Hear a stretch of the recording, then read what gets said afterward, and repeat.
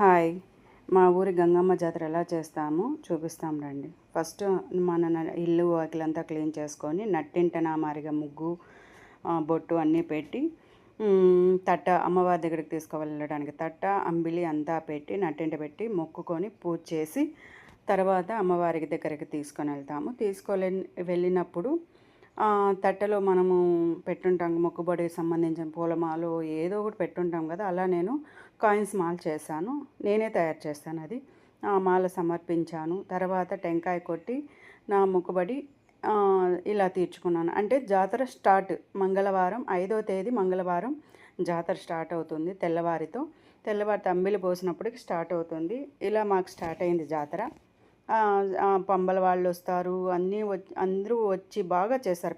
పెద్దలు, ఊరి పెద్దలు, పలకల వాళ్ళు అందరూ వచ్చి బాగా చేస్తారు. మీకు చూపిస్తాను. ఇంకా ఉంది.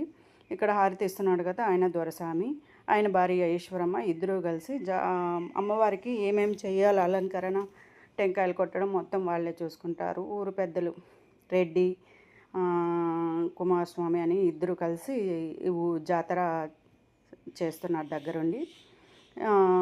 చేసేటప్పుడు పూనకాలు వస్తాయి, అమ్మవారు పూనుతుంది, చాలా బాగుంటుంది. మీరు కూడా చూడండి ఒకసారి, మీకు తెలుస్తుంది. ఆ పంబల వాళ్ళు వాంచే పలకల సౌండ్కి అన్నీ అసలు మన ఒళ్ళే తెలియకుండా ఇదవుతుంది, మైమర్చిపోతాము. మీరు చూడండి. Please subscribe my channel. ఇంకా చూపిస్తాను జాతరవి, చూడండి.